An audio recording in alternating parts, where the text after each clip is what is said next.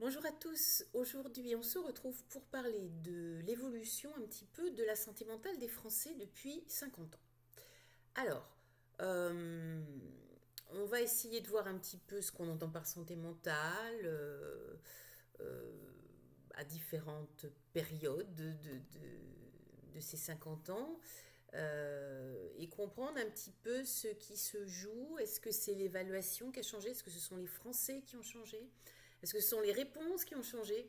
On va voir ça. Alors, ce qu'on voit d'une manière très générale, euh, c'est que chez les adultes en tout cas, on voit moins de manifestations du mal-être dans le corps, en tout cas dans la demande. On n'a plus ces manifestations euh, hystériques dans le corps avec des convulsions, des vapeurs, des choses comme ça, telles qu'on pouvait avoir au début du XXe siècle, ou même il y a 50 ans, semble-t-il, selon les psychiatres. On ne parle plus, comme dans les années 80-90, de spasmophilie.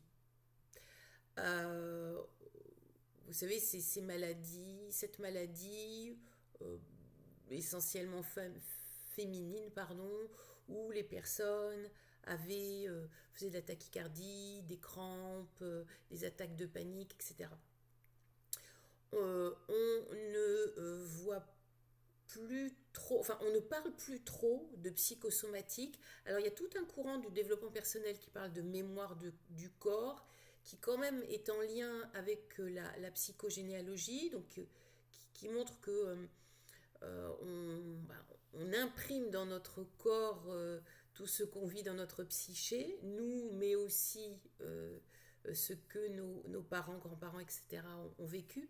Mais dans la demande des patients envers les psychiatres, les psychologues et le secteur hospitalier, on n'a pas de demande de psychosomatique pure. Donc, il y a des choses comme ça on se dit, tiens, ça a changé. Par contre, chez les ados, on a une explosion de manifestations physiques. Alors, l'adolescence a toujours été la période où le mal-être s'exprimait par le corps. Ça fait partie de l'évolution, je dirais, de l'évolution psychique de l'adolescent. Mais là, on a une explosion, par exemple, des scarifications, hein, des automutilations, du piercing, tatouage à outrance, où là on se dit que le rapport au corps c'est plus de l'ornement, c'est quelque chose d'autre. On en parlera parce que ce sera l'objet d'une vidéo. Alors on a toujours de l'anorexie, de la boulimie, mais on a aussi ce qu'on appelle maintenant l'autorexie, c'est-à-dire un besoin de contrôler son alimentation pour qu'elle soit parfaitement saine, mais qui devient obsessionnel, donc maladif, etc. Des conduites sexuelles à risque aussi, alors à risque physique évidemment quand on pense aux IST, mais à risque psychologique évidemment. Alors ça, voilà, petit constat, on se dit bon, il y a eu des changements. Maintenant, est-ce que cette évolution elle est réelle? Pour ça, il faut poser un diagnostic, c'est-à-dire donner un nom et un sens à différents symptômes. Parce que quand un patient vient voir un praticien, il lui dit pas bonjour, je pense avoir une névrose hystérique, j'ai des euh, symptômes histrioniques, etc. Hein, bon, voilà. Il dit bah voilà, je suis pas bien, j'ai je prends tout très à cœur, j'ai des relations compliquées, amoureuses compliquées, enfin voilà. Mais normalement, il ne pose pas le diagnostic, sinon il ne serait pas là. Donc, le praticien va poser un diagnostic, donc donner un nom. Pourquoi c'est important de donner un nom? Parce que quand on a trouvé le diagnostic, on peut apporter un soin beaucoup plus précis et efficace. Et donner un sens aux symptômes, parce que pourquoi? pourquoi la personne en est arrivée là, parce qu'on est arrivé là, en tout cas dans mon, mon orientation euh, psychothérapeutique, on va chercher le sens parce que je crois fermement que si on ne touche qu'aux symptômes, il se passe ce qu'on appelle en psychanalyse un déplacement du symptôme, c'est-à-dire que la personne, vous supprimez ses attaques de panique sans savoir pourquoi elle est paniquée vraiment au fond d'elle, eh ben, elle va être dépressive ou elle va avoir des tocs ou des tics, mais il y a autre chose qui va se manifester tant qu'on n'aura pas touché à la cause. Donc, on pose le diagnostic et on... Excusez-moi, c'est mon ordinateur qui se réveille. On pose un diagnostic et puis on va pouvoir intervenir. Sauf que aujourd'hui, on est passé d'une perception globale qu'on appelle psychodynamique à une médecine des troubles. Donc, on dit il y a un trouble de l'attention, un trouble obsessionnel compulsif, un trouble anxieux, etc. Et puis, c'est magique parce qu'à chaque trouble correspond un médicament. Et on voit que toute l'organisation diagnostique mondiale, hein, parce que la classification internationale des maladies, elle est la même dans le monde entier, ce qui, à mon avis, est une aberration parce que la psychologie, ça s'inscrit dans une culture et ce qui peut être, par exemple, obsessionnel chez nous peut paraître une marque de soins, par exemple au Japon, etc. Donc, bref, donc, cette classification internationale des maladies, eh ben, elle a tout découpé en troubles. Et chaque trouble correspond à un médicament. Mais ce qu'on peut voir quand même, c'est que l'augmentation des problèmes si liés à la société est très très importante. Donc il y a une dimension quand même sociale. On prend le burn-out. Burn-out professionnel, c'est quand même lié à un contexte professionnel. Le harcèlement scolaire, harcèlement moral, professionnel, c'est lié à un contexte.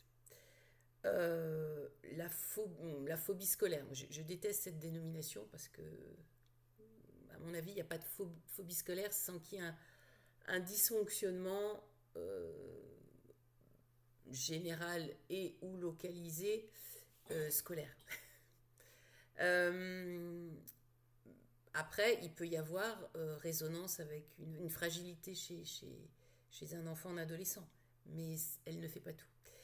Des troubles 10, l'explosion des dyslexies, est-ce que c'est pas lié à une certaine évolution des approches pédagogiques? Donc, il y a des personnes qui sont malades qu'on traite en tant qu'individu, mais dont on voit quand même qu'il y a un lien avec l'environnement. On a une société qui est anxiogène. Vraiment. On a une explosion des troubles anxieux et dépressifs, encore plus depuis 2020. Nous sommes en guerre. Depuis 4 ans, nous sommes en guerre. Nous allons tous mourir. Etc., etc.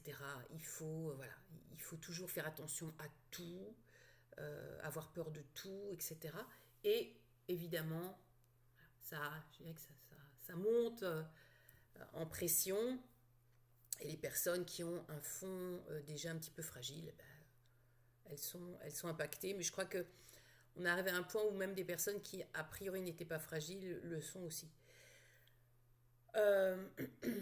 Autrefois, en fait, la psychiatrie, d'abord, elle était hospitalière et on soignait qui? Des psychotiques, donc des personnes qui avaient une altération de la perception de la réalité, hein, les paranoïaques, les schizophrènes, etc. On soignait les gros dépressifs, vraiment, qui étaient handicapés dans leur vie, Et puis, on soignait les personnes qui avaient fait une tentative de suicide. Voilà. C'était en gros le champ d'application de la psychiatrie hospitalière. Et puis, on allait sur de l'ambulatoire. Et donc, les personnes se sont mis à consulter des psychiatres, puis des psychologues en libéral. Euh, on a ajouté cette société qui est un peu pathologique, et on est arrivé à une forte demande pour des pathologies qui sont moins lourdes. Des pathologies névrotiques, des, des burn-out, des choses comme ça.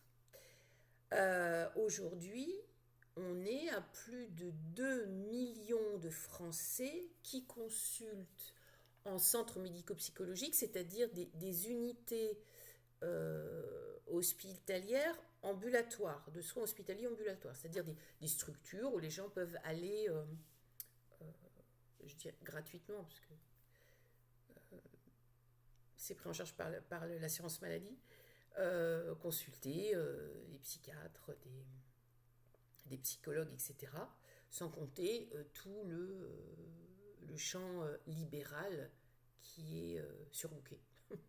Les, euh, donc, on voit que ça aussi, ça a évolué. Alors, il y a des facteurs qui prédisposent à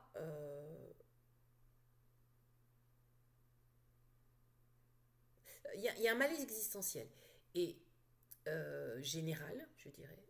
Il y a des gens qui sont plus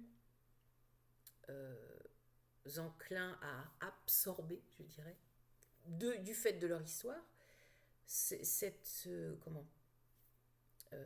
mal-être. Et on a une société qui répond par des médicaments. Et ce qui est plus inquiétant, préoccupant, c'est qu'on sait qu'il y a des facteurs sociaux. Donc on est encore dans la société qui va jouer sur l'équilibre psychologique des Français. On a des facteurs sociaux qui vont prédisposer à la prise d'anxiolytiques, donc qui vont agir sur l'anxiété, l'angoisse, et à la prise d'antidépresseurs qui vont agir sur les troubles d'humeur, c'est-à-dire la déprime, la dépression. Et ce sont quoi? Bon, le célibat, ça c'est sans surprise, hein, plus on est seul et plus on n'a personne à qui parler, donc on est plus mal. Le célibat, le chômage, la pauvreté, la précarité. Donc voilà, on est dans une société avec une hausse du chômage, une précarisation, une paupérisation, donc augmentation des troubles, et le fait d'être une femme. Alors, le fait d'être une femme, c'est quand même lié à plusieurs facteurs, on va dire. Bon, déjà parce que souvent, on les retrouve beaucoup plus en burn-out parental, burn-out professionnel, etc., pour le côté multitâche, hein, maison, couple, enfant, travail, etc. De par son fonctionnement, la femme a tendance à beaucoup plus réfléchir sur elle, donc à exprimer un besoin, un besoin voilà, un besoin de parler, d'être prise en charge, alors que les hommes vont plutôt boire, fumer, faire du sport, être un peu plus quand même dans la dénégation. Et puis, on les retrouve beaucoup plus dans les situations famille monoparentale, donc célibat, paupérisation, précarisation, etc. Chez les ados, il y a une inquiétude sur cette prise de psychotropes. Alors, je vous lis les chiffres parce que je ne les connais pas par cœur. Depuis 2020, on a plus 179% des prescriptions d'antidépresseurs chez les enfants et les adolescents, plus 118% de prescriptions d'antipsychotiques et plus 148% de psychostimulants, notamment la fameuse Ritaline, pour les personnes souffrant de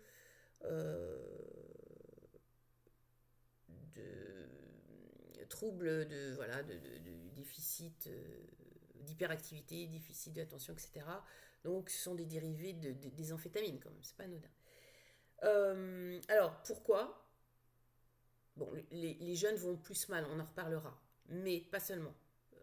Pourquoi? Parce que il y a quasiment plus de pédopsychiatres en milieu hospitalier, en libéral,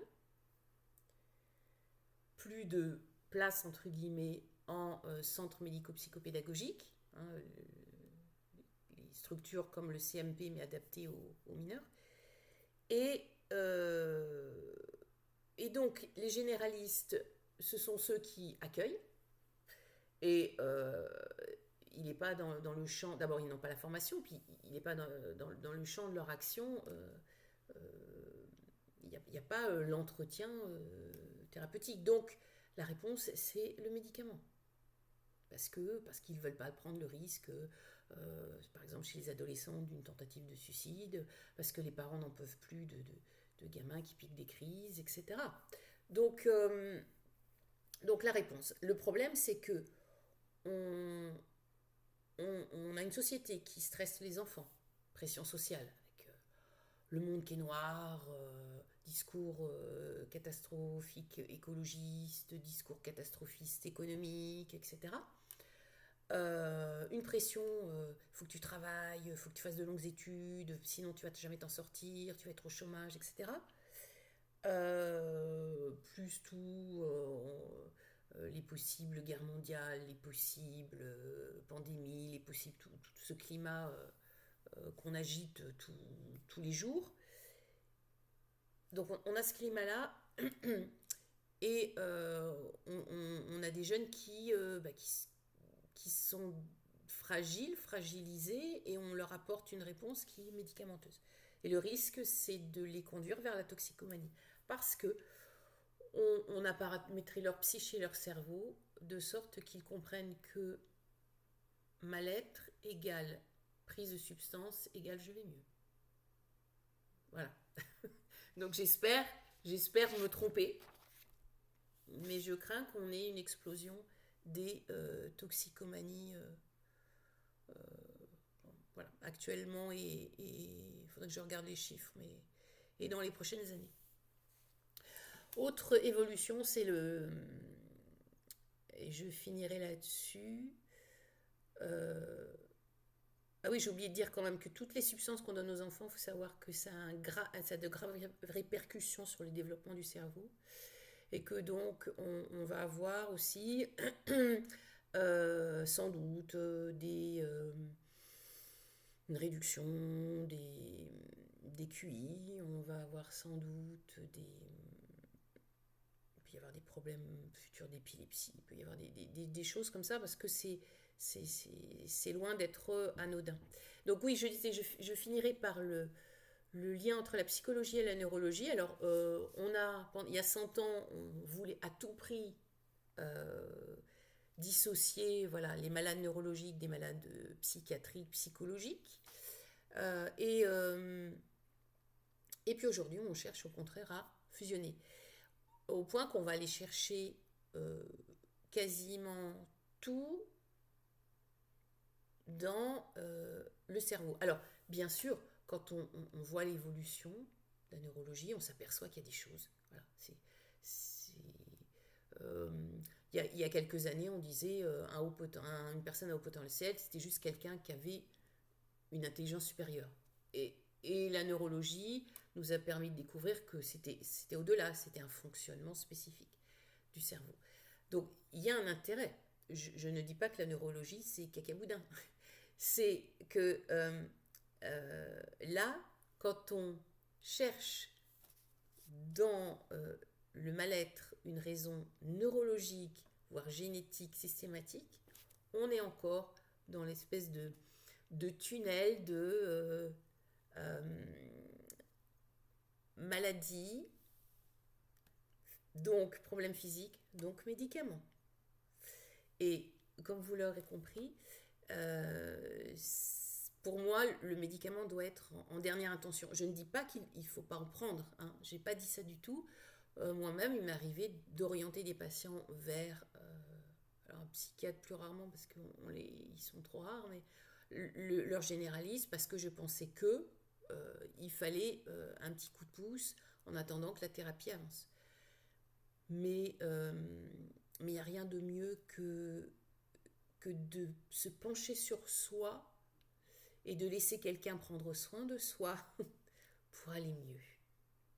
Et ça, il y a 50 ans comme aujourd'hui. À bientôt.